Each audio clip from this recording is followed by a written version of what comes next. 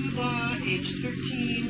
John Abdullah, age 13. Ibrahim Abdullah, age 13. Ibrahim Abdullah, age 13. Jawaz Miriam Hussein, age 2.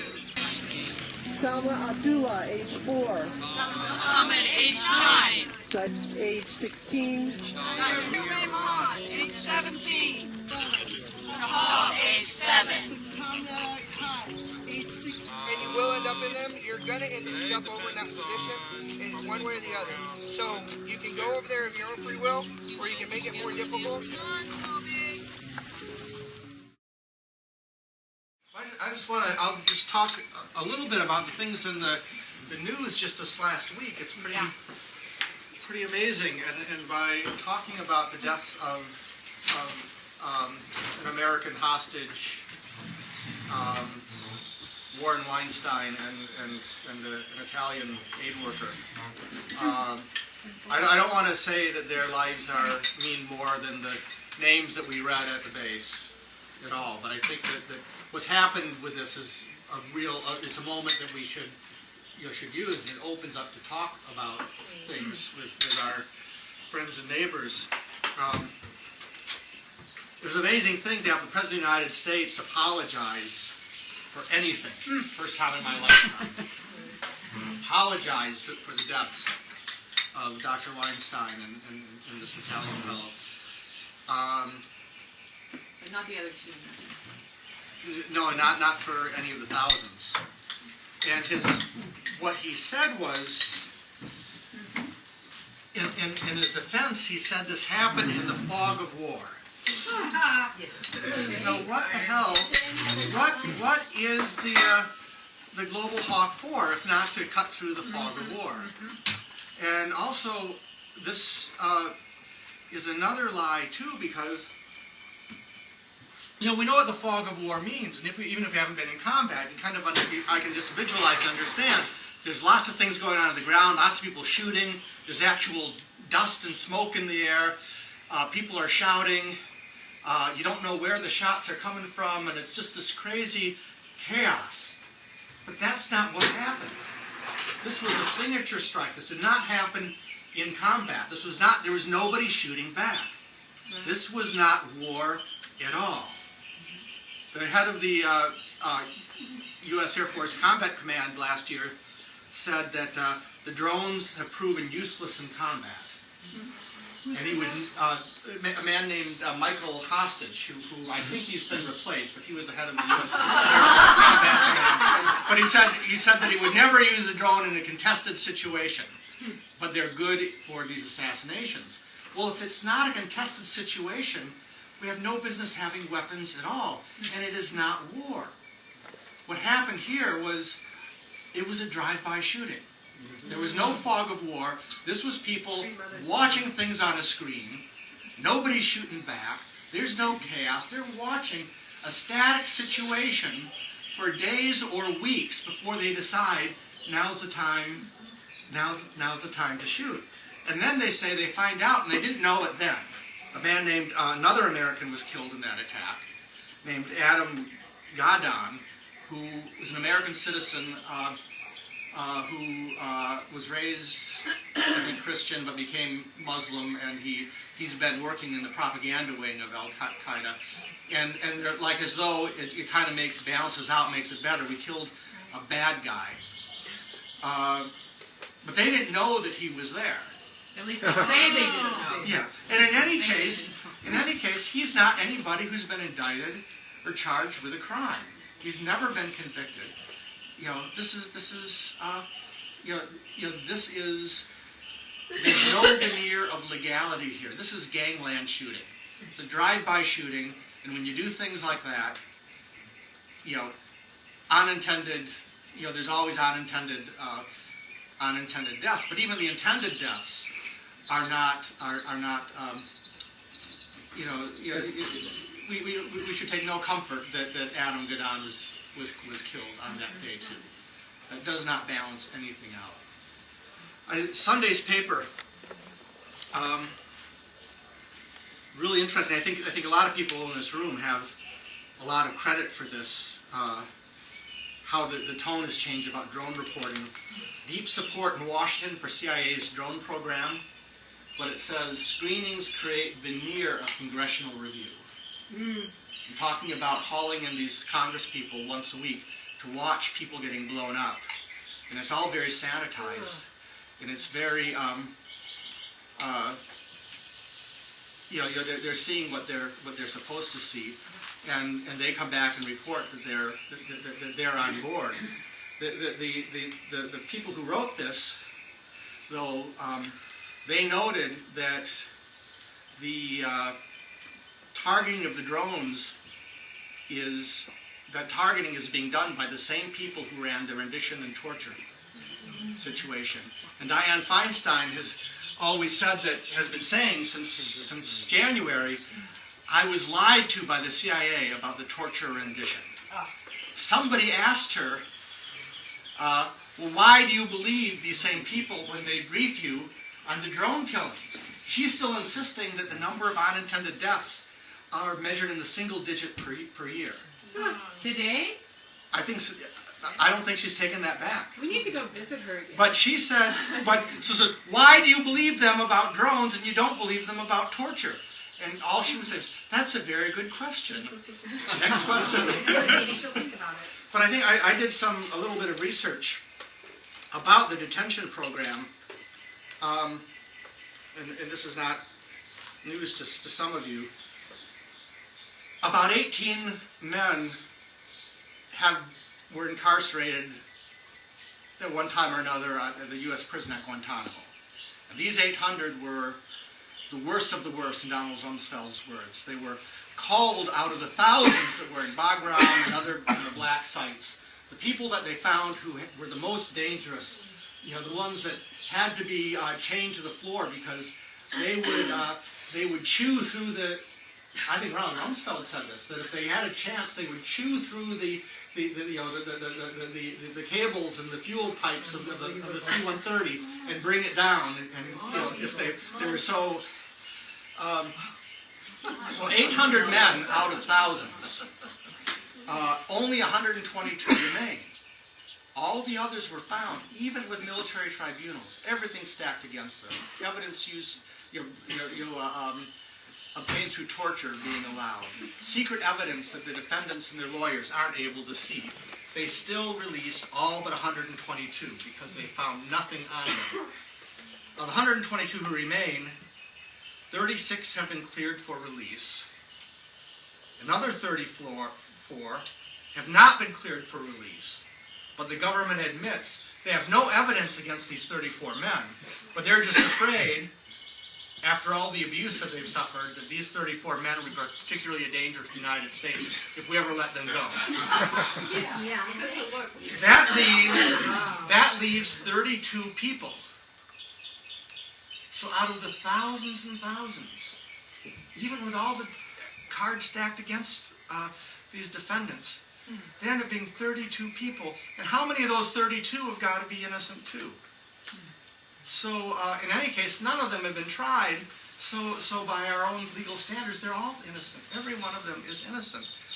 These same people now, these exact same people, not just the same agency, but the same agents who were deciding who needed to be detained, are now deciding who's going to die. And Dianne Feinstein believes, believes these people. So yeah, we're the mask is coming off the drone program, and it's not an accident. It's because the work that people like you all and that we've done, and what some journalists and attorneys have done, and these journalists and attorneys would probably not be doing it without the work that we're doing behind the scenes. So I really think that what we're doing is we've been phenomenally effective in changing the debate on this, and we still have a lot more to do. So. Are the individual agents' names known? I mean, are they? Yeah. This article, I'm sure you can find it online. I'll pass it around here. Yes. Yeah, I have to say something about Dianne Feinstein since you brought her up. And back in 2013, I was part of the protest at John Brennan's confirmation hearing. And at the time, we already knew that, hundreds of Pakistani civilians had been killed 2 years ago. But, we had a list of, was it over 200 children even back then, I think? Almost 200. But, so Dianne Feinstein gave the opening speech at John Brennan's confirmation hearing. And I was part of the group that was going to be disrupting the hearing to protest him being head of the CIA because of his ties with torture and all that. And in Dianne Feinstein's opening speech, she said, and we know we've done really thorough, I can't remember exact words, but the message was we've done really thorough oversight on the CIA, and we can say that there's only been there's only been single-digit deaths per year since the drone program started. And we have already almost 200 children that have been killed in Pakistan in less than 10 years. So, I wanted to stand up right then and there because I knew that wasn't factual. But I controlled myself because I was there for John Brennan. Yeah. But the interesting thing, and that's why I'm adding this addendum, is we went to her office, 4 of us, the next day to speak to one of her aides. And this was an aide that works on the Intelligence Committee, because she's the head of the Intelligence Committee, or she was then. And her aide, I didn't realize when he spoke to us what his words were saying, but when we said, we have the list of almost 200 children that have been killed, why did Dianne Feinstein say that? And his response was, oh, we know it's much more than that, much more than single digits. One of her top aides in the Intelligence Committee. So, I just want to clarify, because you're saying, well, she still wants to believe what the people are saying. What I'm taking from that is she knows what the truth is. Yeah. But as one of the top senators in our Congress, she's not being honest with the American public, Right. and that's what's really important. Yeah. So, yeah. I want to speak just briefly about Brennan's confirmation hearings. I was in prison when all that was going on in Yankton, South Dakota, and I was getting the New York Times sent to me in the prison, and it was a great luxury. Great part of the day was mail call to get all letters from all you good people, but also to get the Times. And it was kind of dispiriting because there was pages and pages of articles and commentary on John Brennan while the confirmation hearing was going on. None of the texts mentioned torture. But Witness Against Torture was doing their fast in Washington when that was going on.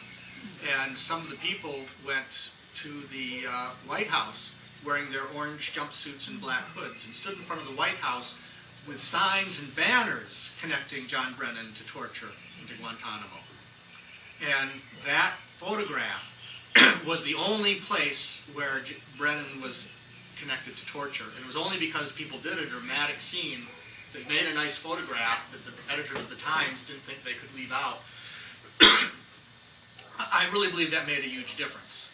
I mean, this is the thing about direct action, is that this is the way that we can make an impact. As the press is more and more corporatized, I really think it's the last. It's the last. After Citizens United, it's the last chance that we have. We can't afford FaceTime with Congress people. We have to act up. We have to do things like we did today. This is the only. I think more and more, this is the only kind of expression of democracy that makes any kind of sense for the likes of us. Yeah. I think that now Brennan is looked at very, very differently, and the discussion, because of that photograph being placed, well in the New York Times, and it's all because people were acting up, not because somebody followed all the procedure. You're right. People writing to their congressman, millions of people could have called. Were Congress people saying, "Don't vote for John Brennan," don't confirm John Brennan, and it wouldn't have made a blip. But direct action is what we can do to make the world a better place. I have one thing to say that the Citizens United versus the FEC basically said corporations are persons, but although that was in the works for a long time before that. But a follow-up, it's been called Citizens United 2, for anybody who doesn't know, is McCutcheon versus the FEC, and that is giving wealthy people the right to unlimited campaign contributions. So not only are corporations persons, money is speech, according to the Supreme Court.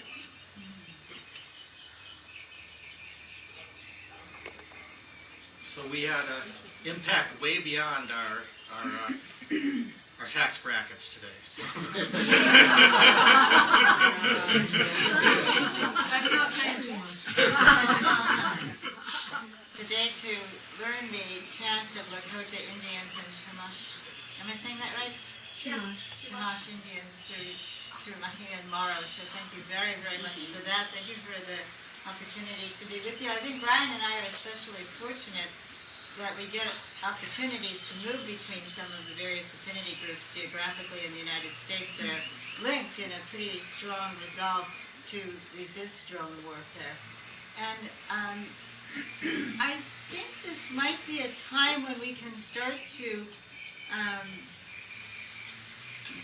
think hard about the meaning of terrorism. I was surprised and gratified to hear Noam Chomsky speaking to a group of students in Munich conclude his list of the kind of 4 worst things going on. He named number 1 the environmental catastrophe. And then as number 2, he talked about the trade agreements that are being formed. And then he talked about a neoliberal assault on people as increasingly all around the world, austerity measures more or less are forcing people to survive on less and less income and with less and less democratic representation. And then he talked about drones.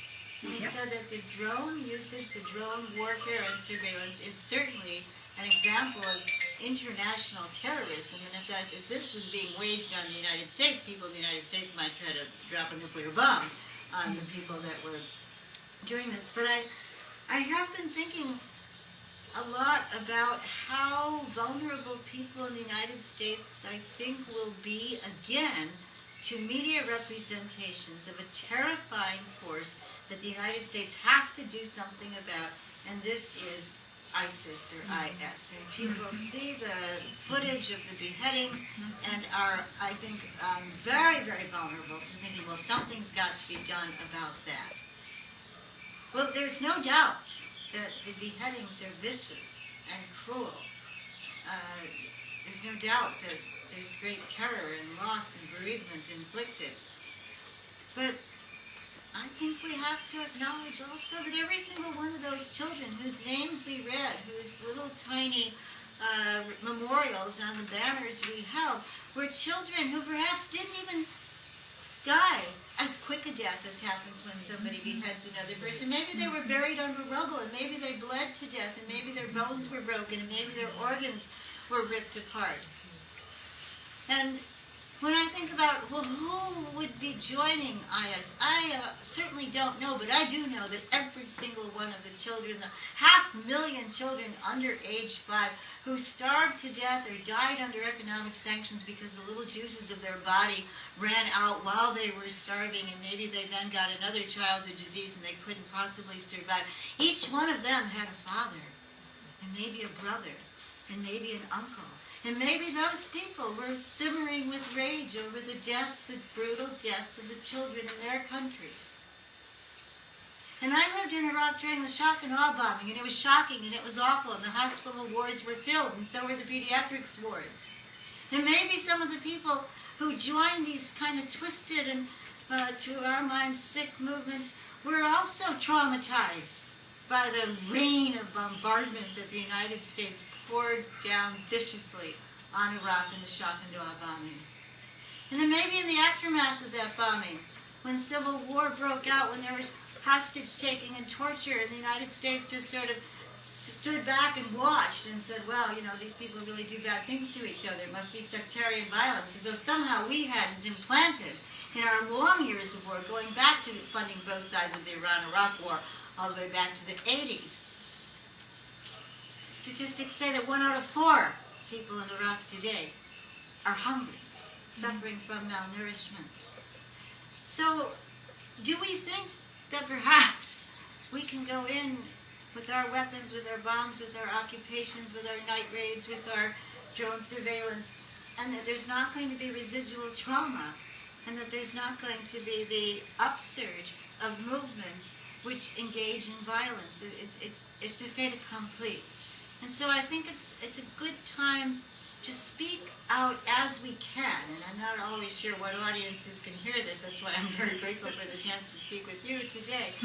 But that the United States has and continues to be an international terrorist, inflicting menace and great, great fear on other people, many of whom, especially the children, mean us no harm.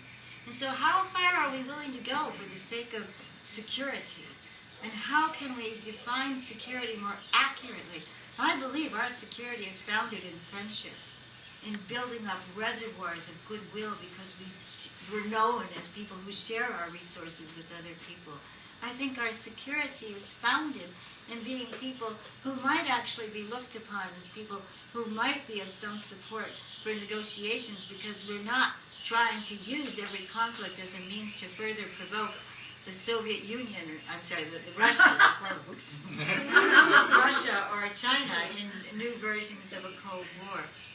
So now that we have the kinds of information that Brian has pointed out to us coming out on the front page and above the fold of the New York Times, implanting some doubt, some uncertainty in the U.S. public, I think it's a good time to resist the selling of wars, the marketing of wars, and so often takes advantage of people's feeling of vulnerability or their sense that, well, we have a responsibility to protect other people from menacing forces. The menacing force, I think, requires a mirror if we're to properly understand it in this country. And it's not easy for us to hold up that mirror to ourselves, to our neighbors, to our friends, to our colleagues. It's not an image that people want to see of who we are, and it certainly needn't be who we are. And I think that particularly in this time when, as Noam Chomsky has said, the environmental catastrophes that seem so imminent. I mean, I know here in California there must be an unsettling feeling, when it's just writ large that you've got a water shortage. But that's just one of the many, many problems that could happen. I mean, if we continue to extract fuels and the liquids that belong underneath the ground, there's not going to be a habitable planet for the future. So I think particularly at this time we should claim the language and say the greatest terror we face is the terror of what we're doing to our own environment. And the global hawk is not going to produce the surveillance, the intelligence that we need to better understand what that means and how we can go forward. So it's a wonderful time for non-cooperation. It's a wonderful time for dissent. It's a wonderful time for catching courage from one another. And I think a wonderful time on a morning like this morning to just be thankful. Be very, very thankful for the chance to rub shoulders with people as fine as the people in this room. And Mahia, I'm thinking of you so closely right now, my dear. In prison, I got to be a soprano in the gospel choir. The nuns used to ask me to lip sing the Gregorian chant because my voice was so terrible. It's just one syllable. So, I have to say it was a Pentecostalist church service, and some of the songs they sang were about keeping the devil out. And McGregor, where are you? I'm here. I'm probably more with you on that business. So there's a song called Break Every Chain, and I don't really think it was meant to be political in the way that I felt it as I sang it. But boy, I belted that song out. Break Every Chain, so I'll just offer that to you right now. There's an army rising up. There's an army rising up to break every chain, break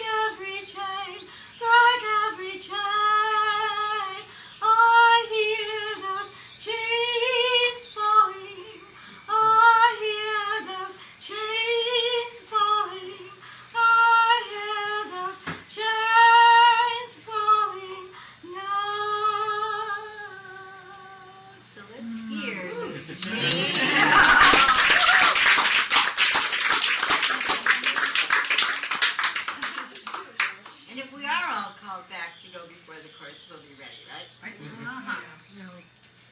I'll be emailing Brian. But what are we supposed to say now?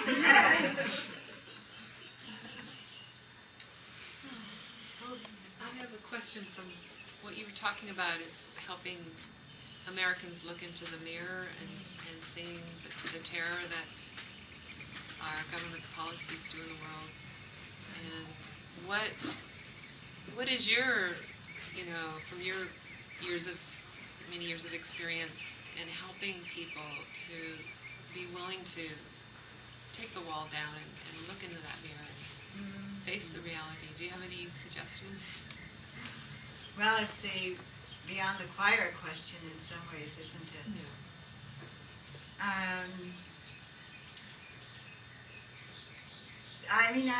It's a hard question. I sometimes, I don't understand sometimes why people who've already gotten, say, into tenured positions in universities and aren't risking a whole lot, don't invite more of the activists to go into the captive audiences, which are their classrooms, and definitely are beyond the choir, and give an opportunity to meet. I had a wonderful chance yesterday to be with Sierra College students, and it was just like a golden moment. I thought, ooh, I'm beyond the choir.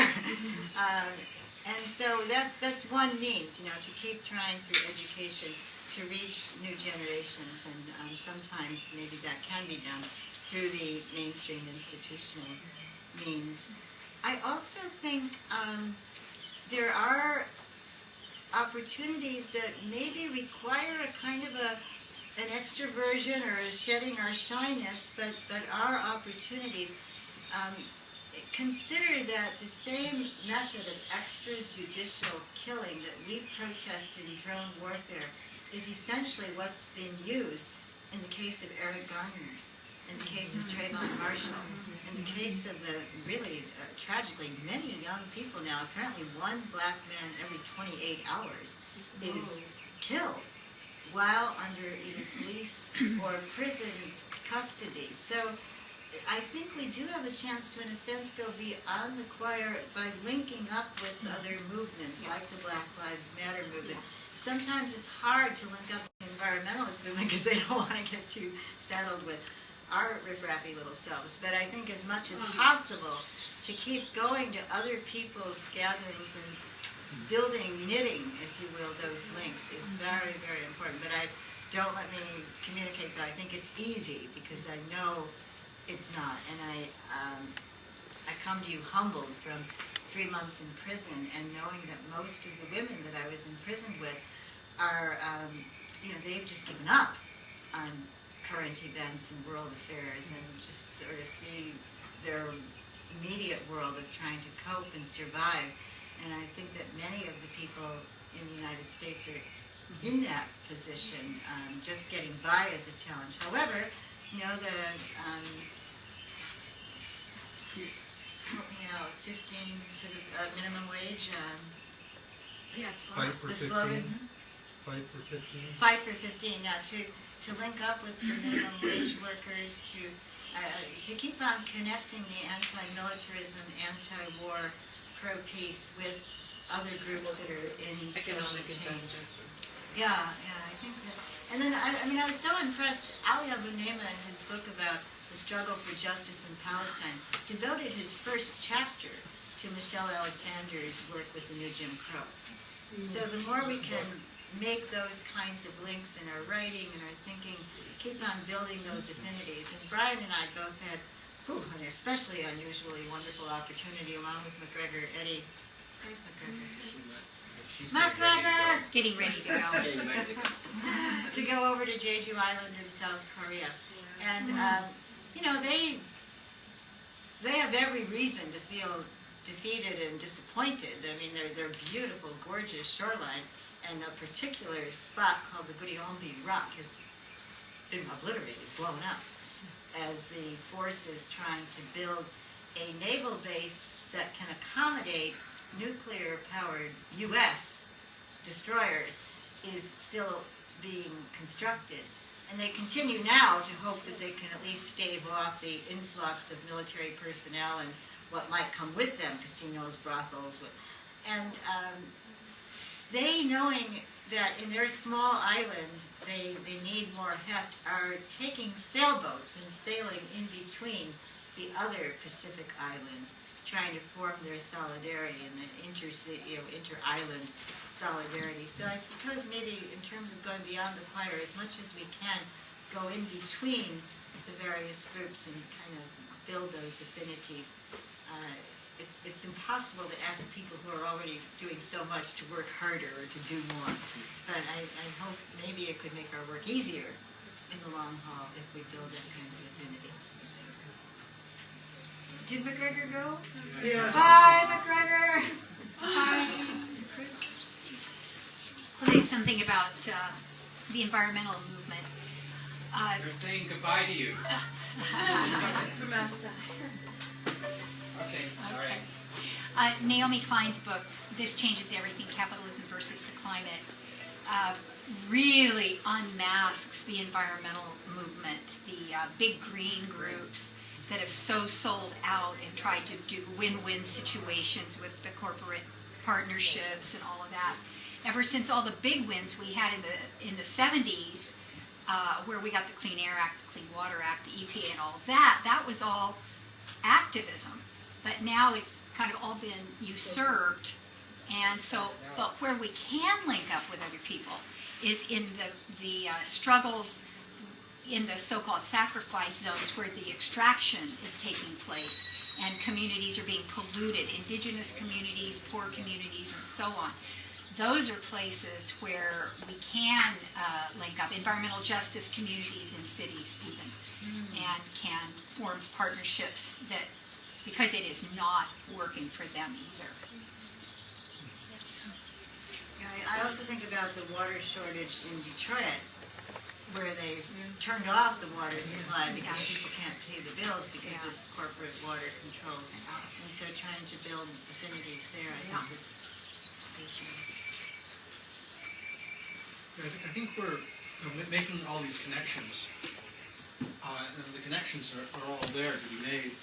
I don't live in Chicago, but I'm there quite a bit, and I happened to be there one time 4 years ago, just before an election, and a local community organizing group at one of the churches in Uptown had a forum where they had all the candidates for the local seat of the aldermen come and talk, and they were asked questions that had been predetermined, and I was there as a visitor, so I was just not being a voter from that area.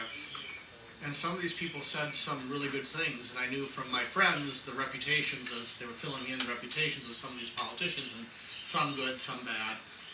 And the question kept coming up about what is Chicago going to look like in 4 years if you're an alder, if you're elected to the city council. And they all gave glowing ideas about what was going to be improved with housing stock and transportation and schools, all going to be better.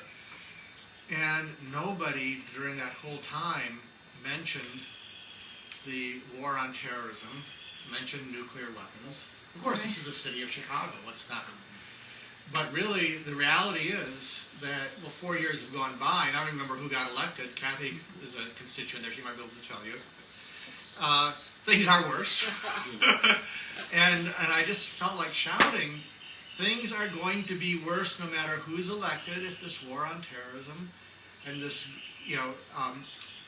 mad dash to get the next generation of nuclear weapons, if that's going to be continued, our schools are going to be worse, our transportation is going to be worse.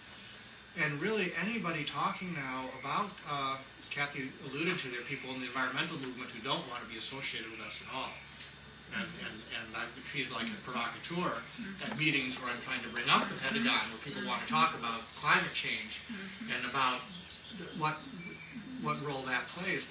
But we really cannot talk anymore about better schools, about better transportation, about saving the environment, about caring for our old people, about daycare, about reproductive rights, about anything you might want to think of. It all comes down to, the military-industrial complex plays a role in all of these things. And the whole thing about, no justice, no peace, and it's kind of like a chicken and an egg thing, because at the same time, they say we need justice before we have peace, is we're not going to get justice unless we have peace either.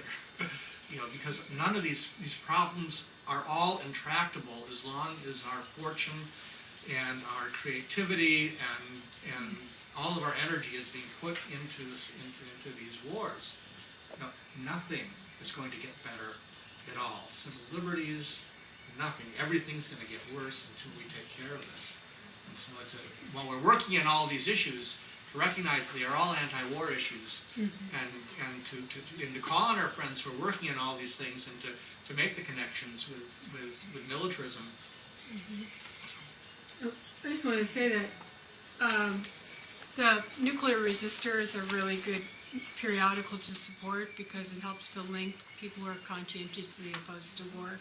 And they had a recent post that 8 people were arrested at the Pentagon because the Pentagon is, and the military system is the world's greatest polluter.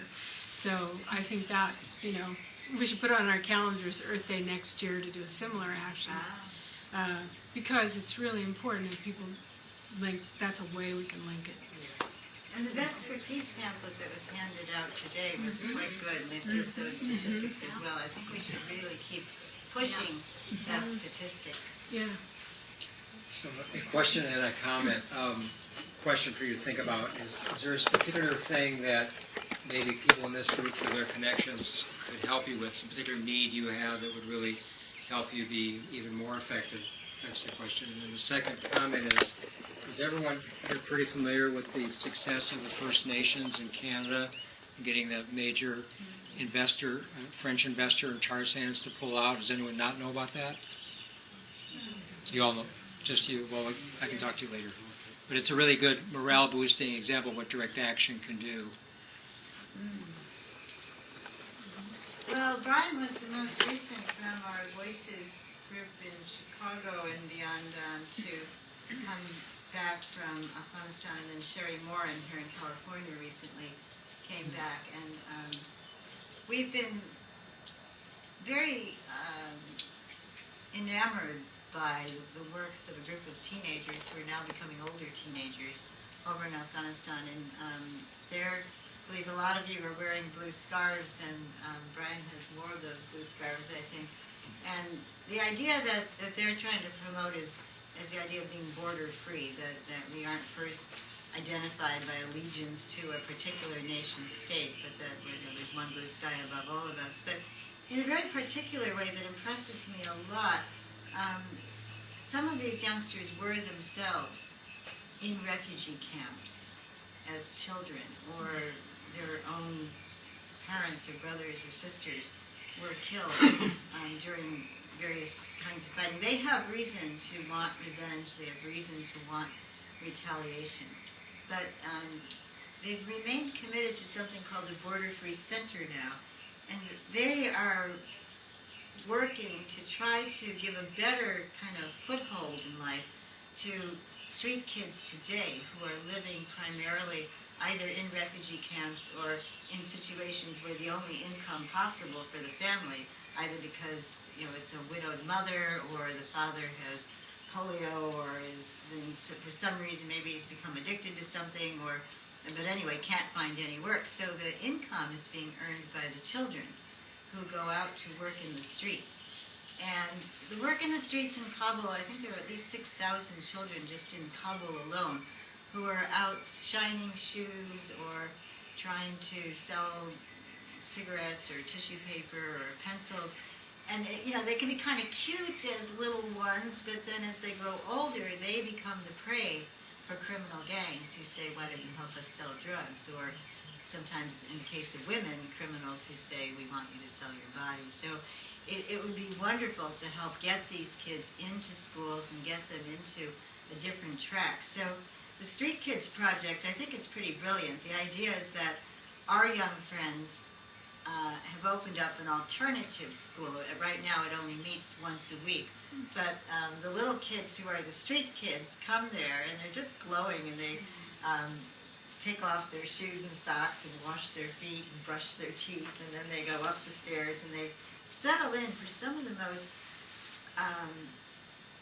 well organized and well run and earnest classes I've ever seen function as some of the young women in the Afghan Peace Volunteers, Haditha, Farzana, and Zargona, organize classes to learn Dari, their language, and to learn math, and then Zakrullah teaches them about what the Afghan Peace Volunteers believe in terms of nonviolence, and the kids are glowing. And the idea is to say to the parent or parents, let your child come into this circle and we'll use the money that the children out on the streets. We'll give you a big sack of rice and a big can of oil every month, and that means quite a lot actually to the families who might not otherwise be able to afford that, especially without the children's income.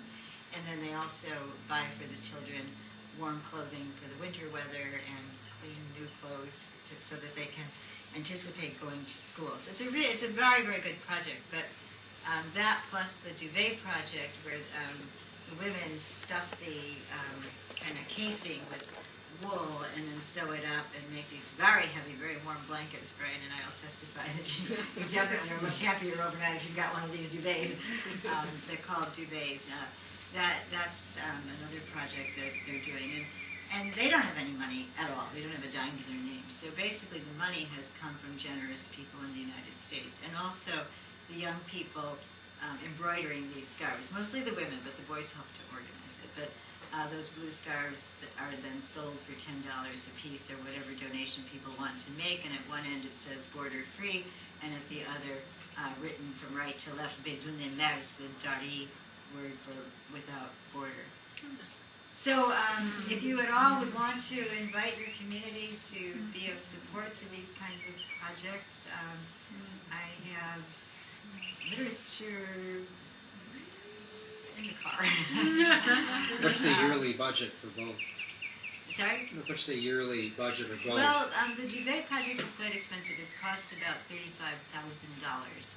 And the project for the Street Kids program, I think last year for 21 children was something like $8,000, and they would like to bump it up to 100 children if possible. So I'm actually not sure the budget for that one. Economic sanctions. He was an assistant secretary general of the UN in charge of humanitarian programs in Iraq, who resigned as an act of conscience. And this new PSR report tries to establish how many people have been killed as a result of the war on terror since the United States first went to war against Afghanistan, and then including the wars in Iraq. And they come up with a staggering number of people. The PSR calculates it at 2 million. And then the person writing the report that I read says that's not even beginning to look at the numbers of people killed under economic sanctions or the numbers of people who were killed because of previous support for the Mujahideen in Afghanistan. So it's a worthwhile report to read. I think we'll probably have it up on our website as soon as we hear back from our friend Hakeem in Afghanistan to see what he thinks. But that kind of acknowledgement of the numbers of people that were killed in the war on terror, just looking at two countries, Iraq and Afghanistan, I think is important. And there hasn't been such a study made since the Lancet report in 2008, which reported 600,000 deaths in Iraq.